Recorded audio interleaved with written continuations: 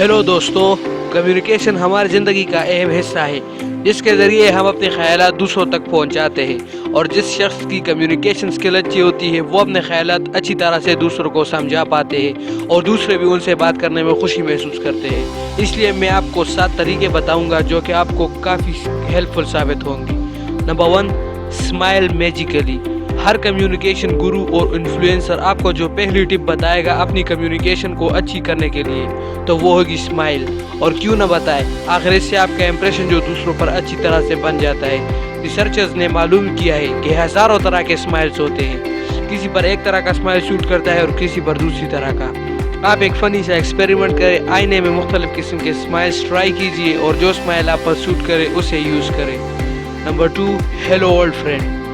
मतलब किसी भी शख्स से मिलने के बाद उसे ये एहसास कैसे दिलाया जाए कि जैसे वो आपको जानता हो। उसके लिए ये टेक्निक इस्तेमाल होता है कि जब भी आप किसी अजनबी या किसी से भी मिलो तो अपने जहन में ये ख्याल लाए कि जैसे वो आपका जिगरी दोस्त हो और आपने उसे 2 साल के बाद देखा, और जो खुशी महसूस होगी आपको वही खुशी अपने चेहरे पर लाए और उस शख्स से मिले। और अच्छा होगा कि उसे ओल्ड फ्रेंड के नाम से पुकारे। नंबर 3, ऑलवेज वियर ए विजिट। इस ट्रिक से दूसरे लोग आपसे बात करने की कोशिश करेंगे या आपके पास एक ठोस मौजू होगा दूसरों से बात शुरू करने के लिए।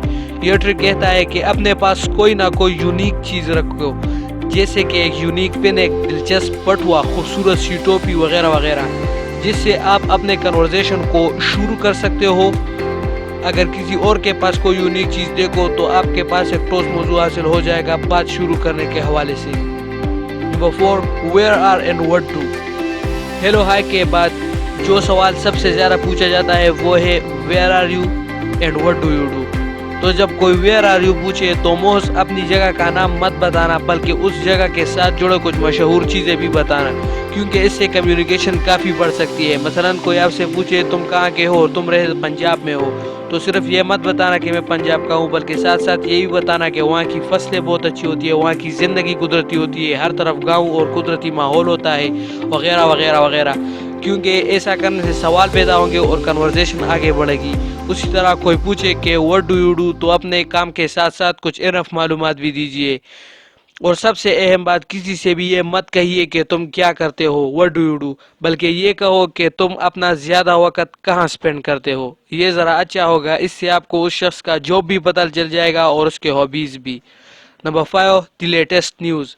अगर आप चाहते हो कि हमेशा आपके पास कहने को कुछ न कुछ इंटरेस्टिंग हो तो सुबह लेटेस्ट न्यूज़ की हेडलाइंस ज़रूर देखें और किसी पार्टी में जाने से पहले भी देखें, क्योंकि फिर आपके पास बात करने के हवाले से काफ़ी मौजू होंगे। और बात करते वक्त वर्ड डिटेक्टर बनिए, यानी ऐसे अल्फाज तलाश करें जिससे आप कन्वर्सेशन को आगे बढ़ा सके। और गौर करने पर हज़ारों ऐसे अल्फाज निकल आते हैं जो कम्युनिकेशन को मरने से बचाती है। Number 6, name thanks and reason.